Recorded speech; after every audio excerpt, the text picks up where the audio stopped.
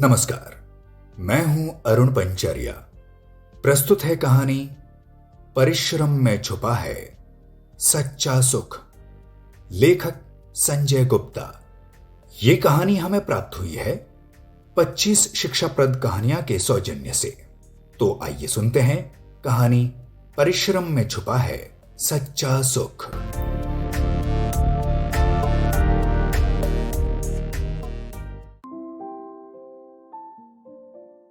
सुमेरु और कुबेरु दो दोस्त थे। दोनों जंगल में रहते थे।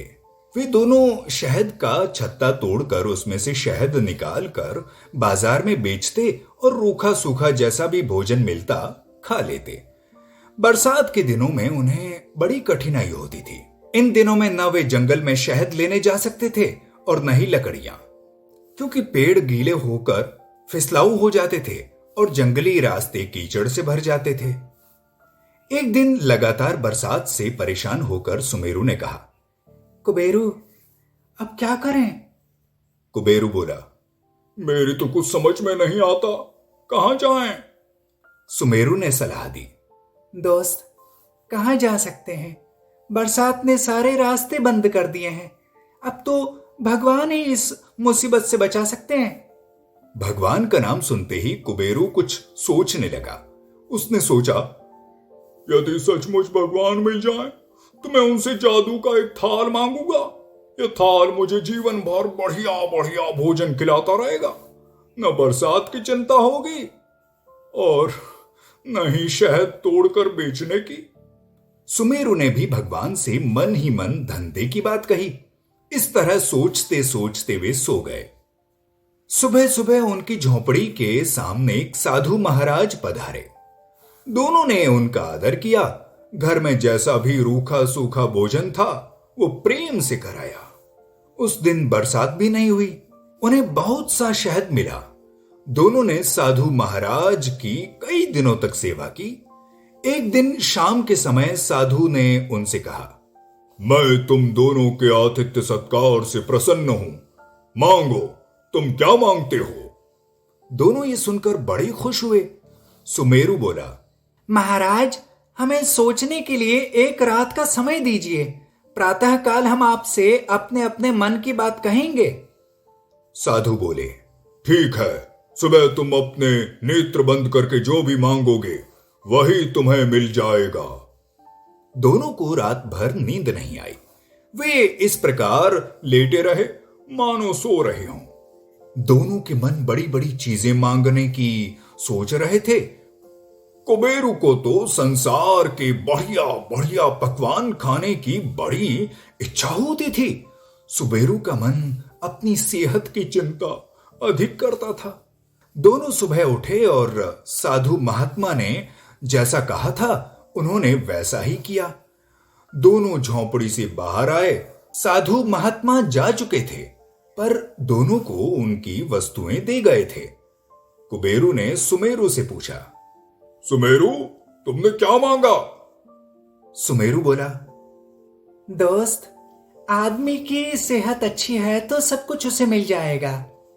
मैंने मांगा कि मैं रूखा सूखा जैसा भी भोजन करूं वो मेरे पेट में पचता रहे। कुबेरु सुमेरु की बात सुनकर बहुत जोर से हंसा और बोला, तुमने एक सुनहरा मौका खो दिया।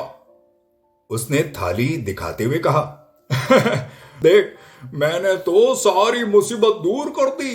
पूरे वर्ष भी बरसात होती रहे तो भी यह थाली मुझे संसार के बढ़िया से बढ़िया भोजन खिलाती रहेगी।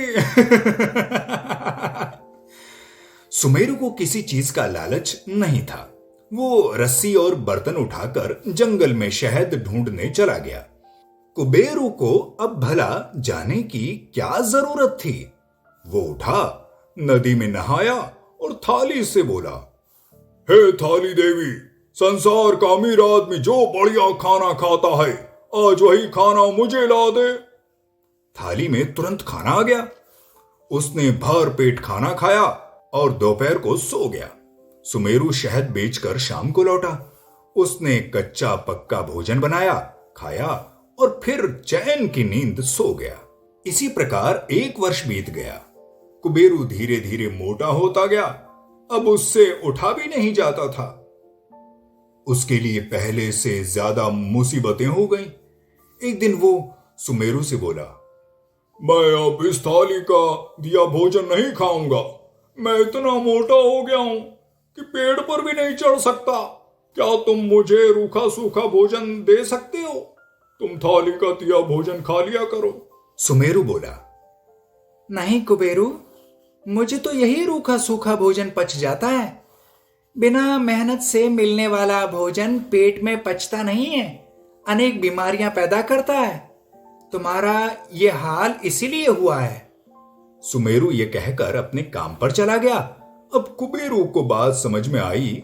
वो जादू की थाली मांगकर पछताने लगा। वो थाली लेकर पास ही नदी के किनारे पहुंचा और कहने लगा, हे भगवान, आपकी जादू की थाली मैं लौटा रहा हूं। आपके दिए हाथ पैरों से जो कुछ कमाऊंगा बस वही खाऊंगा। मुझे माफ करना। ये कहकर उसने थाली नदी में फेंक दी। सुमेरु के साथ वो भी मेहनत करने लगा। धीरे धीरे उसका मोटापा भी कम हो गया। अब वो बीमार भी नहीं रहता था। उससे जो भी मिलता उसे भी वो यही सीख देता था। अपने हाथ पैरों की मेहनत और ईमानदारी से कमाया धन भगवान के वरदान से भी अच्छा है।